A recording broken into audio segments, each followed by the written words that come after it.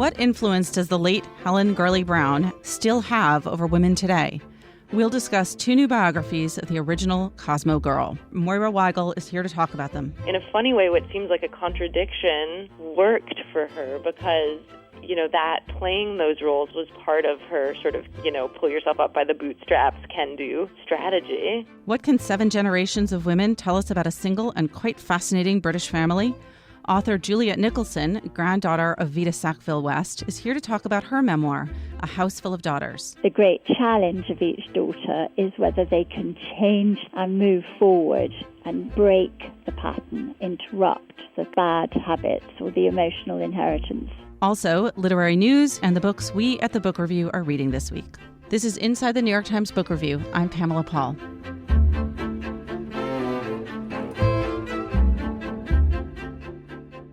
Helen Gurley Brown, the editor of Cosmopolitan magazine, wrote Sex and the Single Girl in 1962, which became a bestseller and a phenomenon. 2 new biographies of Brown explain Brown's self-created mythology and why her idea of women having it all still resonates, even as it rubs us wrong. Our reviewer, Moira Weigel, is here to talk about them.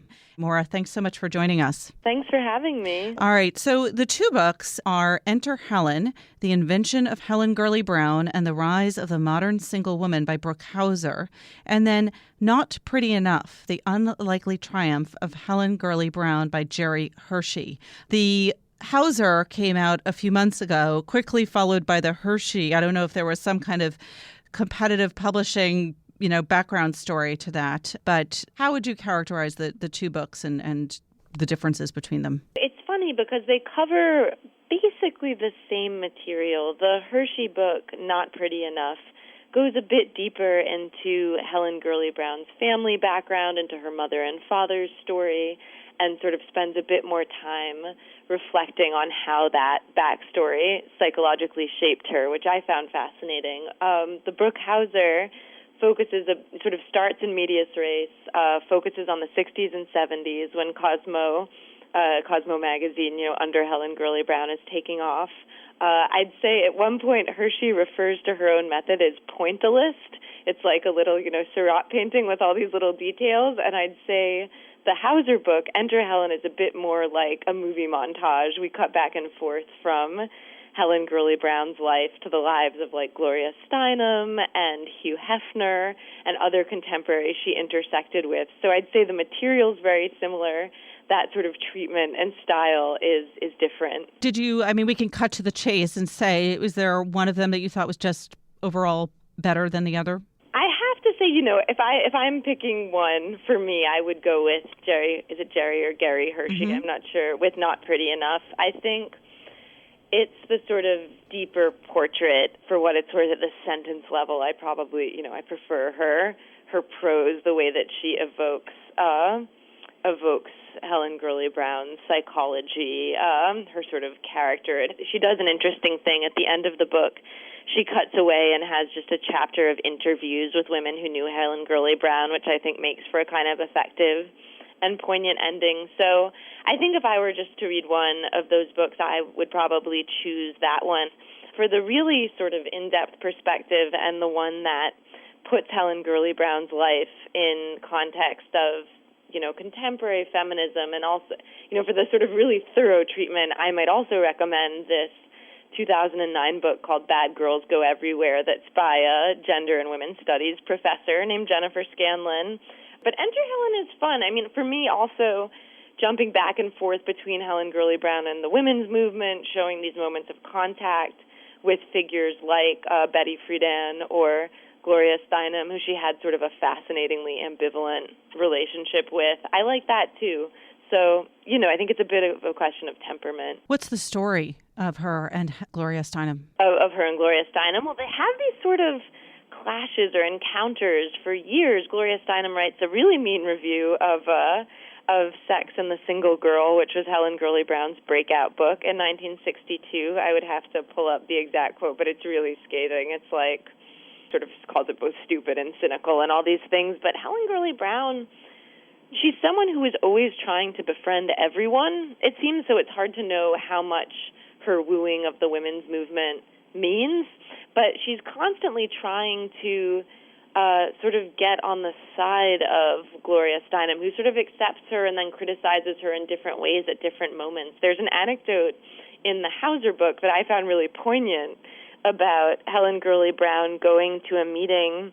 I can't remember if it's the Red Stockings, but it's one of the more radical feminist groups in New York in the 60s and early 70s, and how she apparently would show up at their meetings about abortion and other feminist issues and take off her fancy jewelry that she wore to work and take off her high heels and sort of sit down on the floor and listen. And I found there something very truly endearing about that. I mean, I think there was this televised interview that Helen Gurley Brown did with Gloria Steinem, where Gloria really pressed her and sort of tried to press her on questions like sexual harassment or the position of women in the workplace. These are what we'd now say, structural, systemic issues.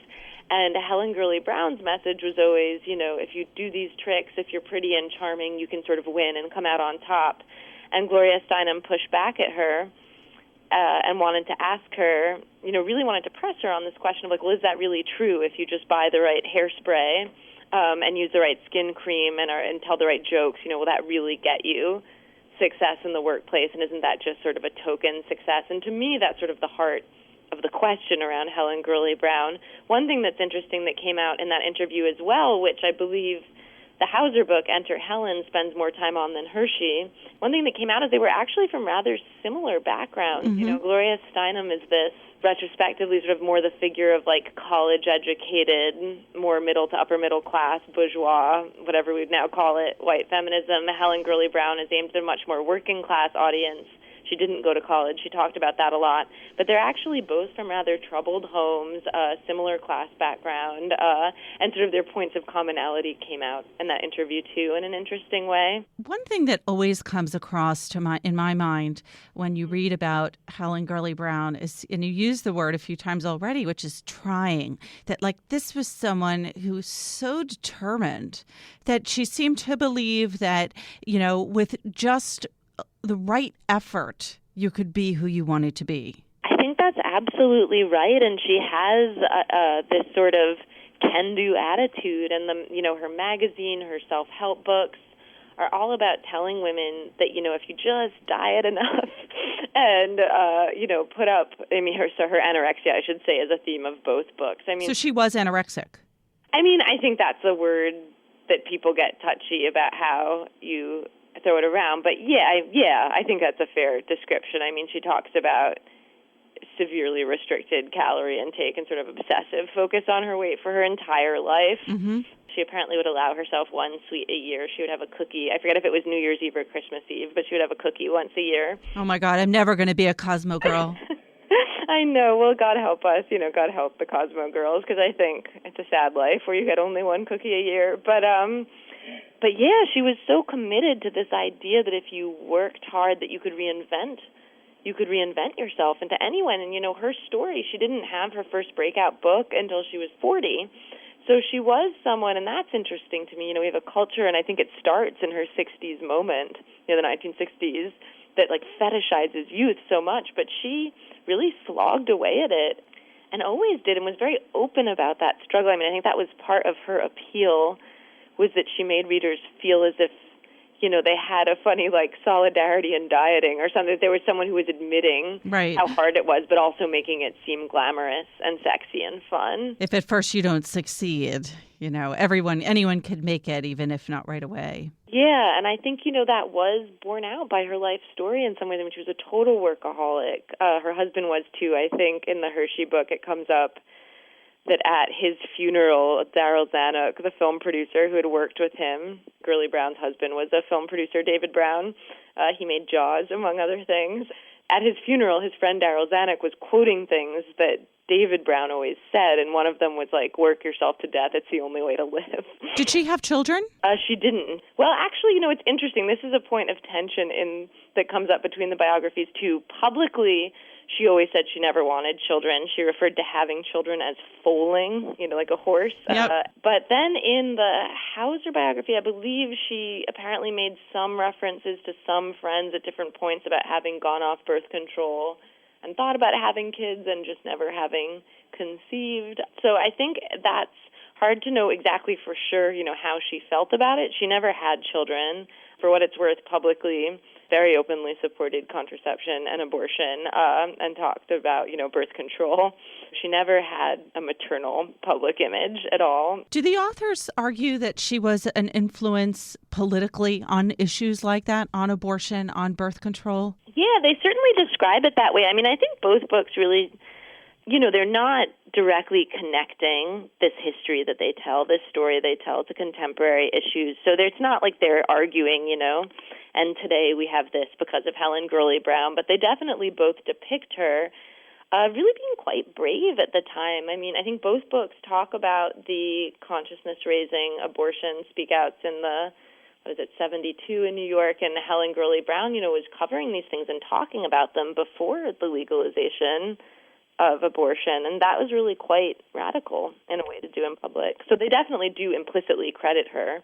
She's kind of a paradox, right? I think that's right, and I feel like part of what's so fascinating about her to me is that to me she really embodies this attitude. Here's a sexist world. We live in a sexist world. How are you going to game it to get the best life you can? I feel like there's something almost, caricaturish about the way she talks about the relations between the sexes, and sort of self-consciously so. But there's this idea that, this is how things are, and playing along with them is the best way to get ahead, I think. In her book, she had a follow-up book to Sex and the Single Girl called Sex in the Office, which doesn't come up too much in these biographies, but I happen to have read.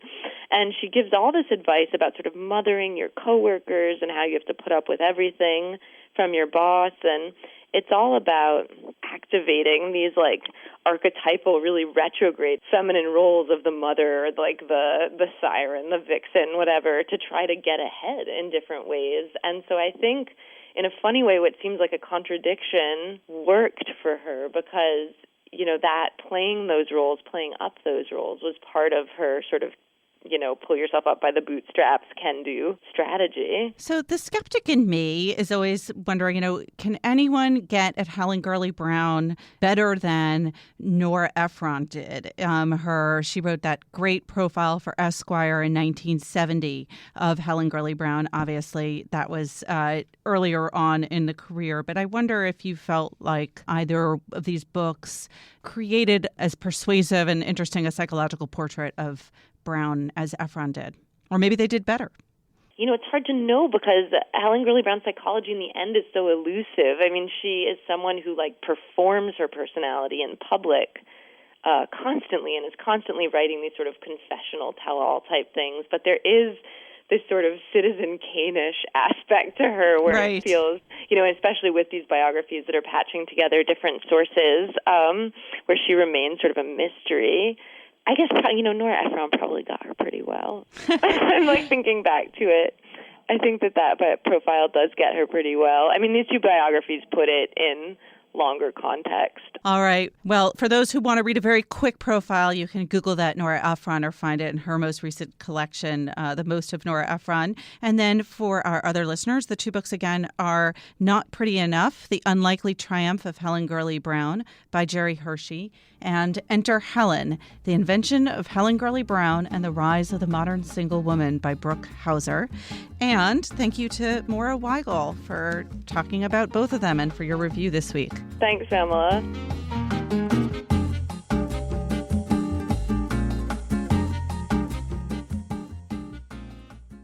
Alexandra Alter joins us now to talk about what's going on in the literary world. Hi, Alexandra. Hi, Pamela. What's going on? So the latest news is that Senator Bernie Sanders has sold a book to Thomas Dunn, which is an imprint of St. Martin's Press. It's coming out this November, very timely, and it's a look back at his campaign and his political platform. The title is Revolution. So he's taken all this energy and all these ideas that he generated during the campaign, and now, of course, he's not out on the trail, and he's going to turn that energy into a book. I know that now he will have some time on his hands. Exactly. But nonetheless, getting a book out by November is tight. That's super tight. Especially by the glacial standards of the publishing industry. That's an incredibly fast turnaround. Right. You got to assume this thing is either already written or he's got a co-author or something. I imagine he has a co-author. I'm sure they'll be pulling, from his speeches and having his speechwriters and people having a look at this. So, Right. yeah, it is a very quick turnaround. And you wonder what the goal is, right? Because it's not like he's running for office right now.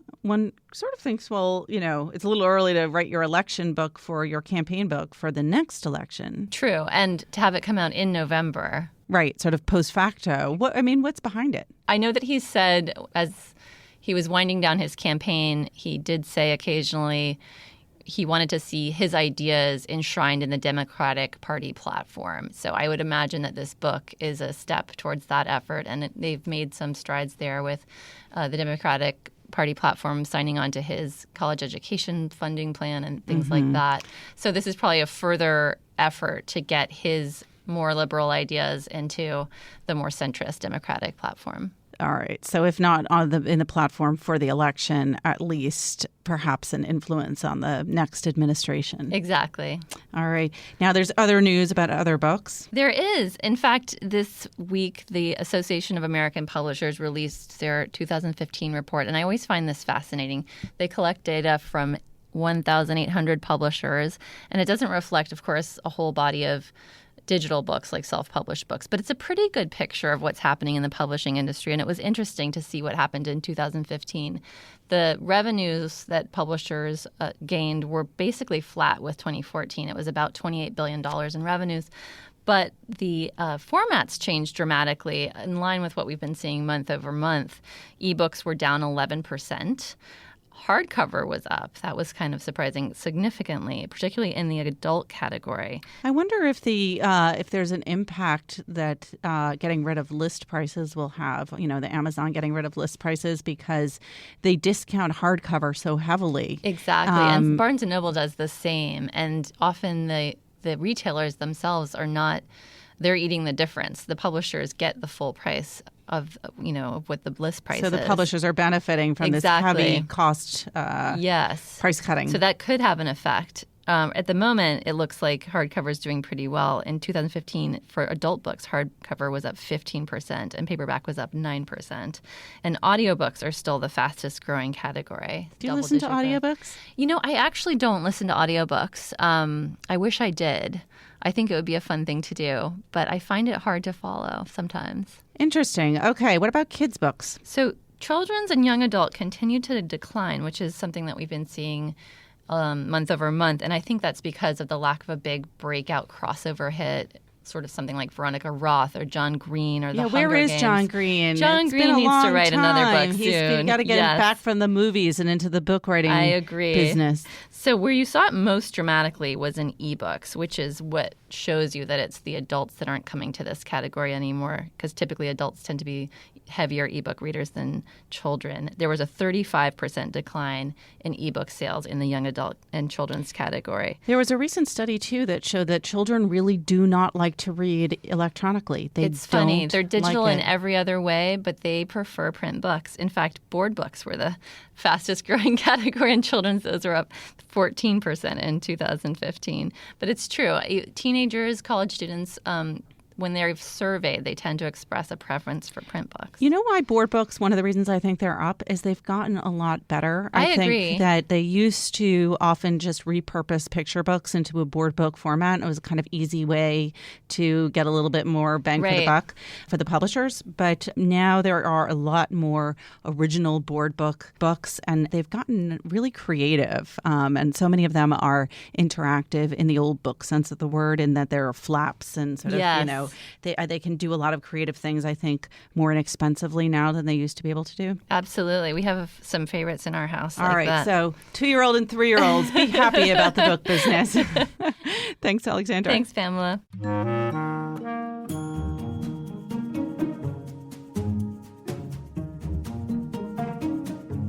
British author Juliet Nicolson describes writing about family as a genetic trait.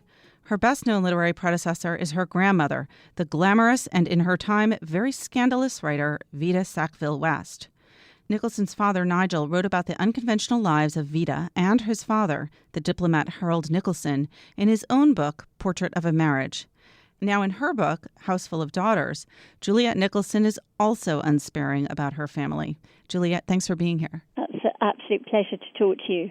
So your two previous books were works of history. The first, The Great Silence, Britain from the Shadow of the First World War to the Dawn of the Jazz Age, and then The Perfect Summer, England 1911, just before the storm, as well as a novel. This is obviously a departure. Why did you decide to write a memoir? Oh, well, it didn't start as a memoir. It started as history, which is what I love to do and love to write about and love to research. And the idea was I wanted to write about how the role of women had evolved, as broad as that.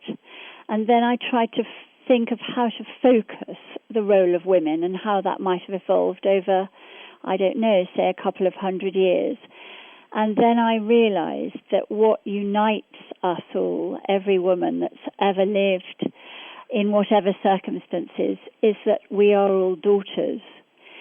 And I thought, well, maybe I should use my own family, 7 generations of daughters, and start with my grandmother's grandmother, roughly a couple of 100 years ago, and then bring it right up to the present to see how that role of daughterhood had evolved, if it had changed at all, and where it might have even stayed the same.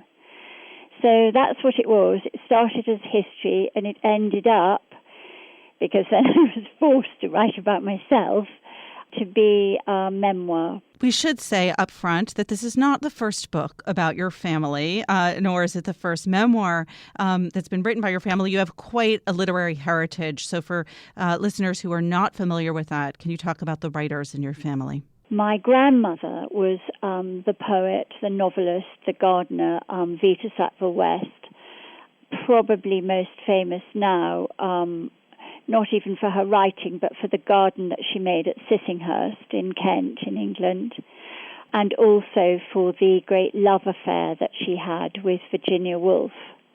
Because although my grandparents were married and indeed had 2 sons, one of whom was my father, Nigel Nicolson, also a writer, a historian, both my grandparents were gay and had many, many affairs, but were united in their love for their sons and, their love for each other. They would say, let there be spaces in our togetherness. So therefore, yes, my grandmother wrote a lot. My grandfather wrote a lot about other people as well as themselves. Mm-hmm. My father also wrote. He died 10 years ago, Nigel. And then my brother Adam is a writer too. And believe it or not, I really tried to resist this family kick. For the longest time, I worked in publishing. In fact, I worked in the States for 10 years at Atlantic Monthly Press and Grove Press. Mm-hmm. And then eventually, encouraged by my brother Adam, I succumbed. Why did he encourage you? And why did you succumb? Well, I just moved back from living in America. My marriage had come to an end. I was sort of kicking around, not quite sure what to do. I was sitting with my brother at Sissinghurst at home at the kitchen table, and he said, "Why don't you write a book?" And I said, "I can't possibly. You will do it so well. This is absolutely out of the question."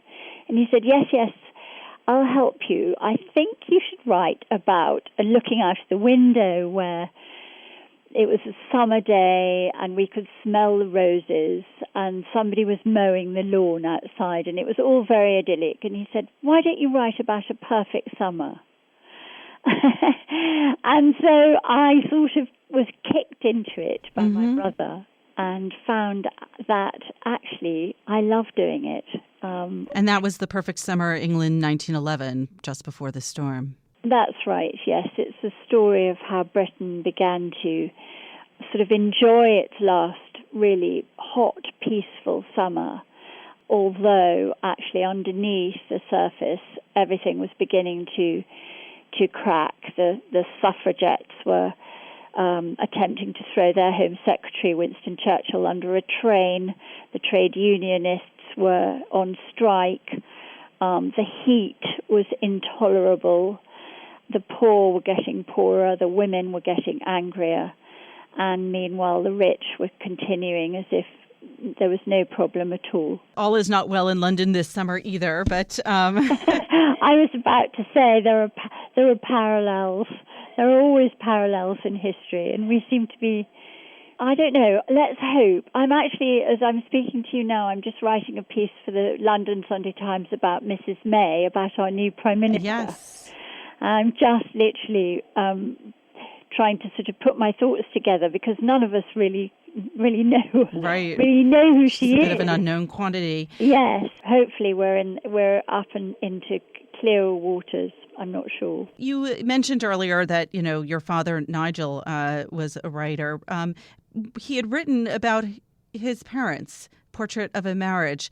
So this, some of it was covered, but I'm assuming you had read that book. And what did you think, what was missing from that you wanted to get into A House Full of Daughters? Portrait of a Marriage was a book written by my father after he found a confession by my grandmother, his mother, Vita Sackville West, of this great love affair that had rocked her marriage. She eloped with another woman in 1919, just after the First World War had ended, nearly left her husband and her children forever. And my father found this confession after Vita had died in 1960s and published it with his own additions to it. But I believe that, each generation maybe has their own version of the truth. Who knows what the very, very final truth is? But I myself had reached a certain age. I'd just actually become a grandmother. I was about to turn 60 myself, and I wanted to work out what I felt had happened before me to these women in my family, from my perspective, from the perspective of the 21st century. One's feelings shift from generation to generation, and there was quite a lot of papers that hadn't really been looked at for the purposes of Portrait of a Marriage by my father. There were a lot of love letters that I spent ages with between my great-grandmother and her husband, and a lot of papers between her mother, who was this glorious dancer of flamenco who had been born in Malaga in the 1830s and became the most famous flamenco dancer in the world, and fell in love with a British aristocrat and had 7 illegitimate children. In a Catholic world in Spain, that did not go down too well. Right. I had some good material. One of the interesting things I like, even just looking at your table of contents, you structure it in a very interesting way. So you have each of these women, some of them get more than one chapter, and then an emotion, a state of being. So you have, beginning with Pepita, dependence, and then the next chapter is Pepita, independence, and Vita is ambivalence, and 3 chapters for yourself, confusion, escape, and guilt. Why did you decide to structure it that way? There are emotions that seem to dominate one's life, at least in my experience, that's what's happened, at various stages. And, that it shifts. And some of these great, profound emotions that one feels, particularly I found in relationship between mothers and daughters and mothers and fathers as well, were at times dominant in some of these women's lives, as indeed they had been dominant in my own. I mean, I structured the book a little bit sort of like the grief cycle, actually, Elizabeth Kubler-Ross's grief cycle, except that there are, I think, 12 chapters. It's a sort of evolution of feeling. It's an optimistic book. We're in a much, much better place emotionally as well as sort of socially with a small s and professionally women are than my great-great-grandmother was. And so the sort of cycle or the sort of emotional shift has changed and moved not just within my own family and within each individual, but also with the sort of evolution of time. Better to be a woman now in most ways than it was then. Do you look at this idea of emotional inheritance and sort of what gets passed down from mother to daughter? I absolutely do. And what I found when I was researching and writing this book and thinking and just sitting and thinking with it was that there were patterns that were repeated again and again, even though these women, these succession of daughters, weren't always aware that they were doing that. They were things like making emotional bargains with men, not necessarily husbands, sometimes lovers, sometimes fathers. They were women who tended to be very prone to jealousy. They would sabotage relationships because of that.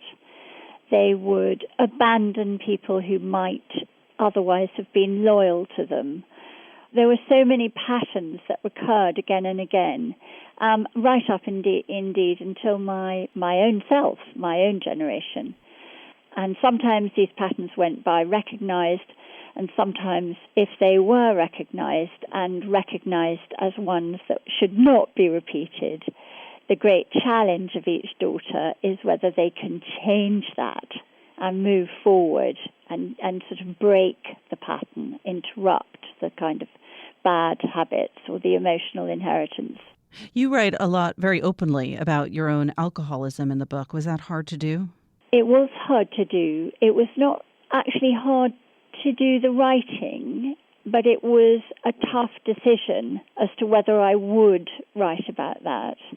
An absolutely terrifying, close to self-destruction dependence on alcohol that crept up on me when a marriage faltered and I fell apart, but with which I somehow, with enormous amount of help from my brother and my friends and my two daughters of my own, my two young daughters, managed to break that particular pattern. And that's a long time ago now. That's nearly 20 years ago since I took a hot water bottle full of vodka to my bed with me. And I thought, if I write this, and if there is only one person, wherever they may be, whichever side of the Atlantic, wherever they may be, whoever they may be, if they read this and are in the same state as I once was and feel it's sort of hopeless, and read what I've written about asking for help and trusting and taking the risk that life will get better rather than worse, if just one single person does that, then I must write this down. And that's why I wrote it. It also sounds like it's part of your granddaughter's and your daughter's inheritance, this book. Yes. Not the drinking part. No, the book. But my girls, my two daughters, they are now grown up themselves, and I published and wrote this book with their sort of full blessing. I put them in, but their part of this book is not really about them, as I've written about the women who preceded me. All the women who preceded me, including my own mother, who herself died of alcohol 30 years ago. The chapter about them is much more about me being a mother and what motherhood means, and then the tiny little chapter about Imogen, who is only 2.5.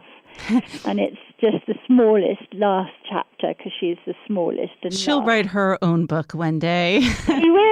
She will, if she doesn't break the pattern. All right. The book again is called A House Full of Daughters, a memoir of 7 generations by Juliet Nicolson. Juliet, thank you so much. That's an absolute pleasure. It's lovely to talk to you.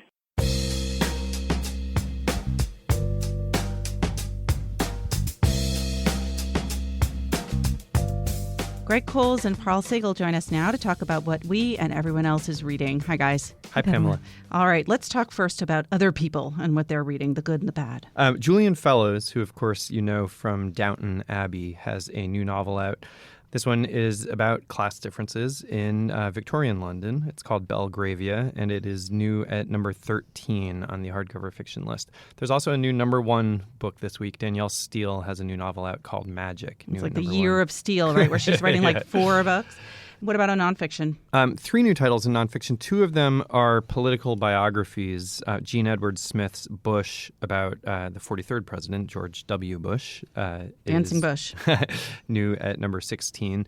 And then Larry Tye has a biography of Bobby Kennedy, new at number 15. The only other new title on the hardcover nonfiction list this week is Jennifer Cation Armstrong's look at Seinfeld called Seinfeldia. It's kind of a deep dive history and cultural appreciation of the show. That's new at number 13. All right, Parul, what about you? What are you reading? Well, since I got pregnant, people have been telling me to read Operating Instructions by Anne Lamott, and I finally picked it up the other night, and it's a small book, and I was like, okay, let's see what this is about, especially because I find newborns so terrifying, and the book is terrifying.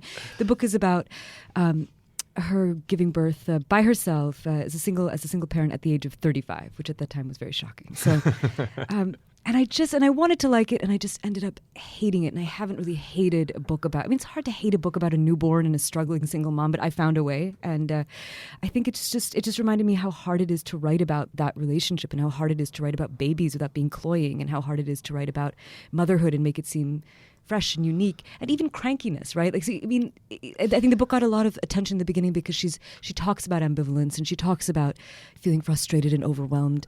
But it's hard to do that in a way that feels unique to you and doesn't feel performative and doesn't feel like you're just sort of playing it up for laughs and playing it up for, performative is like, a great word. I read that book. I was probably in my early 20s. I really quite liked it at the time because it felt so refreshingly honest. That she just kind of puts it all out there. But she has become. I disagree. I think she's very canny. I think she's very, very careful. Well, I mean, she is very performative. She's always aware of how she's coming off. There's always a bit of the stand-up. And there's also, I mean, she reminds me of like the sort of worst of my neighbors, living as I do in Brooklyn, who's so sort of like, you know, desperate to have her child have this sort of very diverse upbringing. She's very proud of the fact that she goes to a black church, you know, and she's always saying, my black friend is sort of like talking about my child, holding my child. Like, it's very strange. And I mean, Are you worried about having a diverse baby too? One thing you don't have to worry about. No, take that off. So, I mean, again, like, I think the good sort of like the upside is it really did make me appreciate some of the great books I have been reading, Rachel Cusk and Rivka Galchen. Her book is so great. Did you read the Anne Enright Making Babies? I have read everything, Greg. Yeah. I have eaten the canon of... Sarah Ruhl's book is fantastic, so there is really good stuff out there. But I ended up chasing that book with Rebecca Traister's new book, All the Single Ladies, which is sort of this big look at how marriage is kind of going out of vogue. For 100 years, American women were marrying at a median age of 20, and now they're marrying at 27, if at all. And she sort of looks at how they're remaking the institution, how they're remaking all kinds of cultures, and sort of like a good sort of tart, strong that chaser book, to that. These are like it's too late now, Parul. But both of those books, by the way, bestsellers. Thanks, Greg. Greg, what are you reading? I thought I was going to finish The Good Soldier on the train this morning. I am almost finished with it. I am less than 10 pages from the end of that. But on the editor's choice list this week, I did read the Adrienne Rich collected poems, which goes back to the beginning of her career, back to 1950. It is a magisterial career and a magisterial book. It's 1,000 pages or something. It's this big concrete block of a book. And I mean, I had read some Adrienne Rich over the years, on and off. But to have it all in one place like this and to be able to kind of dip in at different phases of her career is to remind you just really how good she was. Her language was so concrete and physical. She just, the words that she chose. It's so weird too, because she was so interesting because she played with constraint and formal rules in a way that so many other poets didn't. Like Plath and Sexton abandoned Right. form very quickly, right? And Rich sort of held to it and continued playing with it and became, at certain points, much more formal, I feel. No? She did, yeah. And, she's got this reputation as a real radical, politically, a great book on and motherhood poetically. of Woman Born is also nonfiction, yeah. And, she was, of course, politically radical, and she played with that in her poetry. She was married and had kids, and then later came out as lesbian after her husband had committed suicide. And she writes about lots of that in the poetry. It's not as personal as somebody like Plath. She's not a confessional poet, but it's also. She writes against the patriarchy, but it's not like man-hating poetry at all. It's more against kind of a patriarchal power structure, and just love of women, love of her daughter-in-law. Well, that's what a lot of it is really celebratory, and that's. She's writing about women's lives in a way that was very fresh and radical for the time, and it's a great book. I'd recommend it to anybody. And what are you reading, Pamela? Well, I'm doing the Greg thing and reading 3 books at once still, although I guess you're not doing that this week. But the one I want to talk about is one that was actually given to me yesterday. It's a book that's coming out from the Pushkin Press, which is a British press, and they've already come out in England. And it's part of a series. The book is called On Reading, Writing, and Living with Books. And I want to say first a little bit about this series, which are little sort of books and items that were found in the collection of the London Library, which is the largest independent library in the world. It was founded in 1841, and the first selection is by Virginia Woolf. It was published in 1932, and Woolf's father, Leslie Stephen, was the president of the London Library from 1892 until his death in 1904. And the essay that is in this little collection, which also includes a letter from Charles Dickens to George Eliot, essay about the London Library by E.M. Foster. It's the first one by Virginia Woolf. It's called How Should One Read a Book? And I just want to read a teeny little bit because it's so good. Yet few people ask from books what books can give us. Most commonly, we come to books with blurred and divided minds, asking of fiction that it shall be true, of poetry that it shall be false, of biography that it shall be flattering, of history that it shall enforce our own prejudices. If we could banish all such preconceptions when we read, that would be an admirable beginning. Do not dictate to your author. Try to become him. Be his fellow worker and accomplice. If you hang back and reserve and criticize at first, you are preventing yourself from getting the fullest possible value from what you read. But if you open your mind as widely as possible, then signs and hints of an almost imperceptible fineness from the twist and turn of the first sentences will bring you into the presence of a human being unlike any other. I love that. Let's send that to all the reviewers. That's right. I know. I thought, can we put that on our little assignment? Thank you for accepting this assignment. Yes. Now go do this. This is how it's done. All right. Lastly, before we go, let's all say a very brief goodbye to Parul Sehgal.